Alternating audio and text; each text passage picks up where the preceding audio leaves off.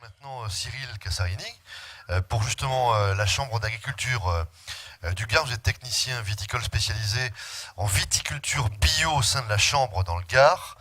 La fertilisation, on va en parler. La fertilisation et la vigne bio, comment augmenter la production par la fertilisation? C'est le point de départ avec vous, Cyril Cassarini, on vous écoute. Donc, bonjour. Donc, comment augmenter... Comment augmenter la fertilisation, la production par la fertilisation? Vaste programme. Donc, tout d'abord, on a réglé plusieurs points cruciaux. La taille, les manquants, c'est-à-dire les plants qui peuvent manquer dans la parcelle, et potentiellement les viroses. Parce que si on est sur des vignobles d'appellation, souvent, on a une forte pression de virose. Donc, la taille.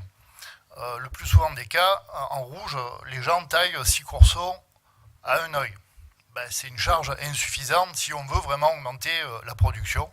Donc le conseil, c'est, si vous êtes en cordon de Roya, de tailler plutôt à 8 à 10 coursons à 2 yeux. Souvent, ce qu'on voit, c'est que les gens, ils taillent trop court et vous avez du coup beaucoup moins de grappes. Deuxièmement, les manquants. On voit aussi pas mal de parcelles où si vous avez 20 à 30% de manquants, voire même plus, c'est 20 à 30% de récolte en moins. Pour ce qui est des viroses, ce que je vois, c'est souvent des parcelles, notamment en vignoble d'appellation, où vous avez beaucoup de viroses. Donc le conseil, ça sera de faire reposer les sols. C'est-à-dire de ne pas passer de la première, la photo où vous avez là la vigne qui est virosée, à la plantation. Et quand ça veut dire faire reposer les sols, c'est-à-dire 5 ans de repos du sol. Si vous passez directement de l'arrachage à la replantation, vous aurez la même pression de virose et donc des vignes qui ne vont pas produire. Sous le pied, le conseil, c'est de dire aucune herbe sous le pied de février à juillet, c'est un peu ce que disait Christophe. Dès que vous laissez de l'herbe, vous aurez vous aurez de la concurrence au niveau azoté, hydrique, et donc vous aurez aussi un impact sur la production. Au niveau entre rangs, le conseil c'est le même, avoir toujours un rang travaillé de mars à juillet. Si vous laissez de l'herbe tous les rangs, vous aurez fatalement, même quelle que soit, l'herbe que vous allez semer, vous aurez un impact, donc vous aurez un effet dépressif sur le rendement. Au niveau des zones, des plantiers et des zones arides. Alors quand j'entends zone aride, c'est un peu des zones comme le Fitou, Tavel. Là, c'est pareil. Si vous laissez beaucoup d'herbes en période végétative, vous aurez un impact sur le rendement. Donc, l'idée, c'est de laisser d'octobre à février, vous pouvez laisser de l'herbe. Ça va, même naturel, ça va créer des engrais verts qui sont gratuits et qui vont ramener de la matière organique au sol. Par contre, de février à juillet, dans ces cas-là, il faudra détruire toutes les herbes pour ces questions de concurrence. Alors, quand on a réglé tout ça, on peut commencer à parler fertilisation. Mais avant de parler fertilisation, le conseil, c'est de faire une analyse de sol. Ce que je vois sur le terrain, c'est des gens qui fertilisent à l'aveuglette. C'est-à-dire ils mettent un peu de ceci, un peu de cela, mais finalement, ils ne savent pas d'où ils partent puisqu'ils n'ont pas fait d'analyse.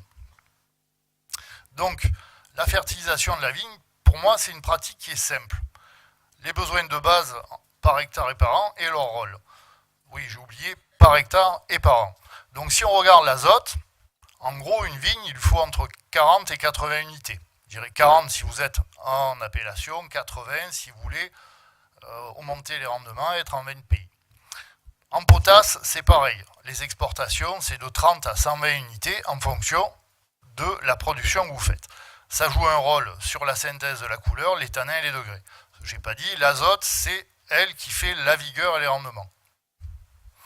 La magnésie, ça joue aussi sur la synthèse et la couleur. Il faut à peu près une trentaine d'unités par hectare en magnésie. Et le phosphore, lui, il intervient sur la croissance et il est en synergie avec l'azote. D'ailleurs, il y a des choses que pendant des années, les chambres d'agriculture, on a dit ne mettez pas de phosphore. Ce que je vois sur le terrain, c'est que finalement, quand on met du phosphore combiné avec de l'azote, on a un effet meilleur sur la production. Le phosphore, c'est 25 unités d'azote par hectare et par an. Donc l'azote, on va préférer en bio des engrais ou des amendements d'origine animale ou viticole. parce que ça se dégrade plus vite et on a l'effet coup de fouet qu'on va rechercher. Viticole parce que en gros on recycle aussi les produits, les sous-produits de notre production. Donc c'est très cohérent en termes écologiques. Les amendements, on va prendre des fumiers de bovins, ovins, équins ou volailles, peu paillés. Attention au paillage. Si vous avez par exemple des fumiers de centre équestre, enfin, où il y a de la sueur ou très paillé, vous aurez des fins d'azote. Des mares de raisin et des vinasses de raisin. Dans un premier temps, sur l'azote, on va éviter aussi les composts végétaux. Pas que ça soit pas bon, c'est que les composts, vous avez beaucoup de matière organique stable, donc fatalement, ça peut consommer beaucoup d'azote. Aussi, souvent dans les lots de ces composts, on ne sait pas si ça vient de feuillus, de conifères. Si c'est très stable, c'est pareil, vous aurez fatalement une fin d'azote, et donc on n'aura pas l'effet escompté sur l'augmentation des rendements. La potasse, on l'a sous forme minérale, donc oxyde de potassium. Vous avez deux produits phares, un qui est dosé à 50% et l'autre à 30%, associés avec de la magnésie. Dans ces cas-là, vous n'apportez pas d'azote, donc on n'influe pas sur le rendement. Vous avez les formes associées de potasse dans les amendements, les mares de raisin et les vinasses de raisin. Les mares de raisin, là, c'est un effet de masse. Vous apportez 10 tonnes hectare, vous amenez 200 unités de potasse. Les vinasses, c'est entre 75 et 150 unités. Et dans ces cas-là, amendement comme mare de raisin, vous apportez beaucoup d'azote, du phosphore, donc vous allez influer sur le rendement. La magnésie, alors j'en reviens un peu à l'analyse de sol, c'est qu'on a beaucoup de secteurs dans les sols viticoles, du Gard ou de l'Hérault, où vous êtes naturellement pourvu en magnésie. Vous avez beaucoup de magnésie. Donc vous avez la forme qui est à 25%, c'est la késérite. Vous avez le patin kali associé à la potasse où il y a 10% de sulfate de magnésie. Le phosphore, lui, il n'existe pas seul en bio, c'est-à-dire vous l'avez en conventionnel, mais en bio non, puisque c'est d'origine industrielle. Il est toujours associé avec des matières organiques d'origine animale, comme les guanos, les fumiers. Voilà. Il est entre 5 et 7%, jamais plus. Les engrais foliaires. Alors, attention diseuse de bonne aventure. Pourquoi ? Parce qu'on va vous proposer plein d'engrais foliaires à base de bore, de zinc, enfin des espèces de soupes en vous disant que ça va augmenter le rendement. Alors, ça peut avoir des effets sur les tioles quand on vinifie, mais au niveau de l'impact rendement, c'est quasi nul. Ceux qui sont pertinents, ça va être essentiellement le fer, la magnésie et la potasse quand on a des vraies carences. Mais c'est des formulations qui ne règlent pas le problème. C'est-à-dire que vous limitez l'année en cours, mais l'année d'après ça revient, donc il faudra en remettre, mais vous n'allez pas régler le problème de la carence.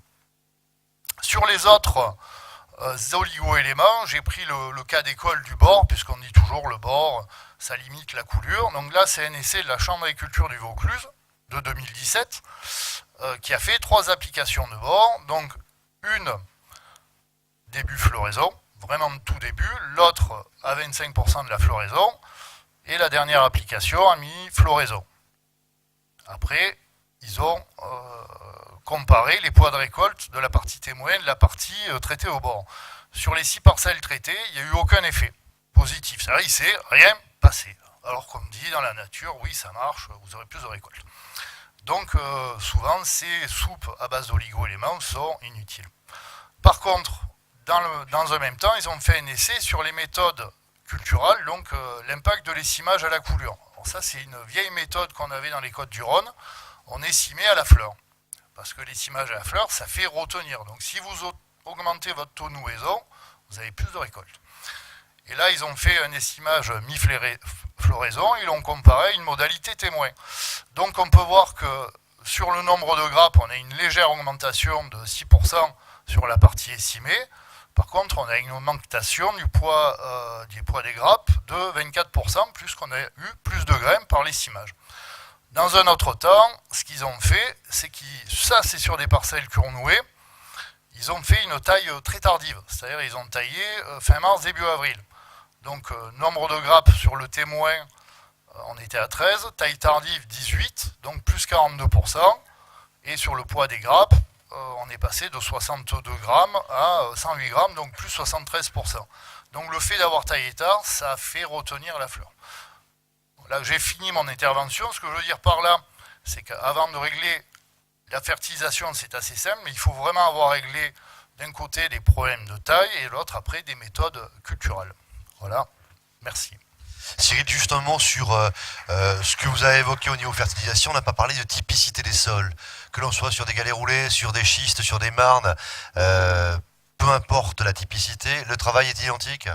Non, un truc que j'ai oublié, c'est vrai que selon les zones, il y en a pas mal en Occitanie, on va parler en Occitanie, c'est-à-dire que typicité des sols, souvent aussi, on va vous parler potasse, magnésie, comme je viens de le faire, vous avez des zones qui sont acides.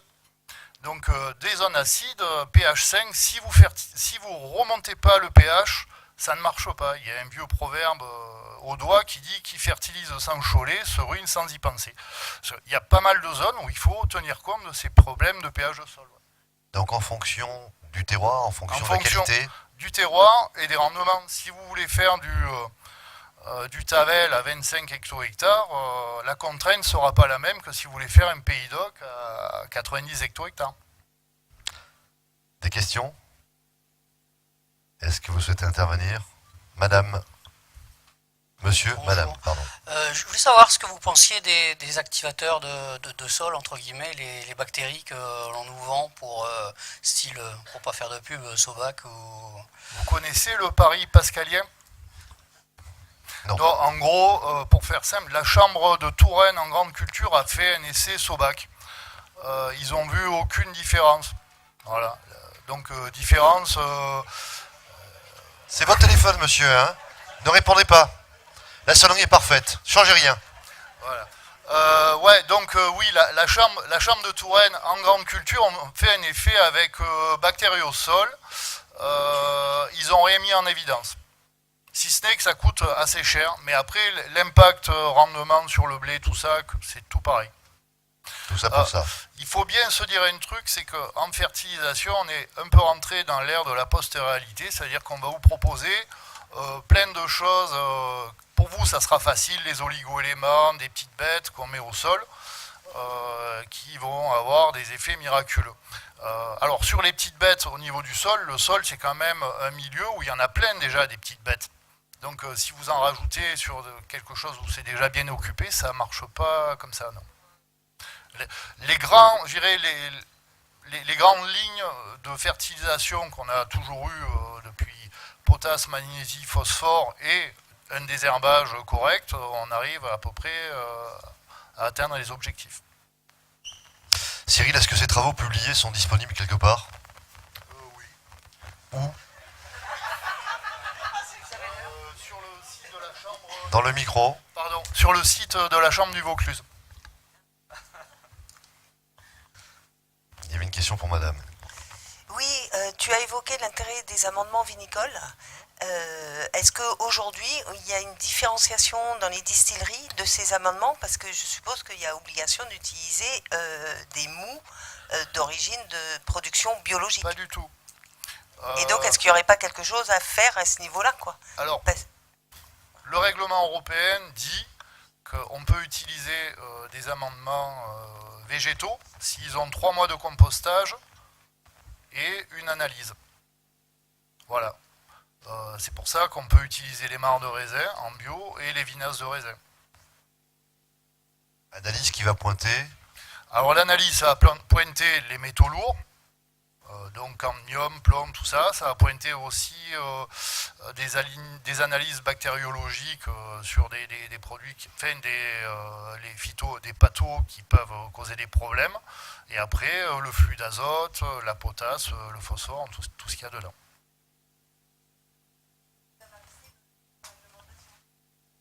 Ah, je crois pas. Le cadre est ce qu'il est pour l'instant. Après, il faut bien savoir que tout ce qui est sur le marché des engrais bouchons, souvent ils vont aller s'approvisionner sur les stations de compostage de déchets verts des communes. Ils les rachètent et ils les voilà, donc c'est pareil. On ne sait pas trop ce qu'il y a dedans. Oui, bonjour. Est-ce qu'on peut extrapoler vos essais sur la taille tardive et sur l'essaimage en période de floraison sur toute la France, sur tous Pas les du tout. cépages? Non, pas du tout. La réponse est Ça, claire. c'est vrai. Merci, à bientôt. Pas du tout, pour quelle raison? Non mais, juste pourquoi? Pour quelle raison, si monsieur pose la question? Vous êtes dans quelle région, monsieur? En Bourgogne? Ouais, alors pourquoi pas du tout? Parce que là, sur ce coup, cette année-là, ils ont eu de la chance, ça a marché. Ils ont taillé tardivement et il y a une augmentation en rendement, mais c'est pas dit que l'an prochain, ça se reproduise comme ça, quoi. Faut être honnête. Une dernière question.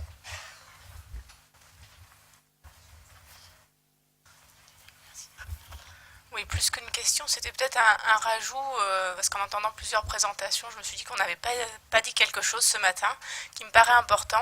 C'est rappeler qu'en fait, le rendement de la vigne, il s'élabore quand même sur 2 ans, et que le nombre de grappes, quand je vois la diapo par exemple, nombre de grappes et poids d'une grappe, on n'a pas du tout la même réflexion derrière en termes d'augmentation de rendement.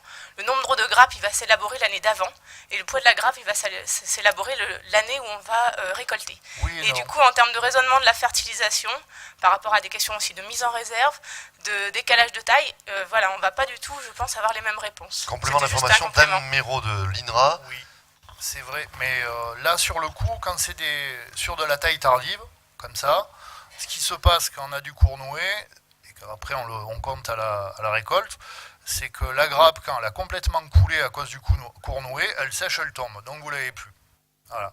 Souvent, quand on le voit, hein, ces vignes cournouées, c'est super beau, vous avez les baguettes, il y a plein de fleurs, ça fleurit, et puis vous revenez après, il n'y a plus rien, quoi. Donc la vigne, elle s'est bien fait. C'est-à-dire que ça fleurit, ça ne retient pas, ça sèche, ça tombe. Et donc on ne peut pas l'impacter sur le comptage.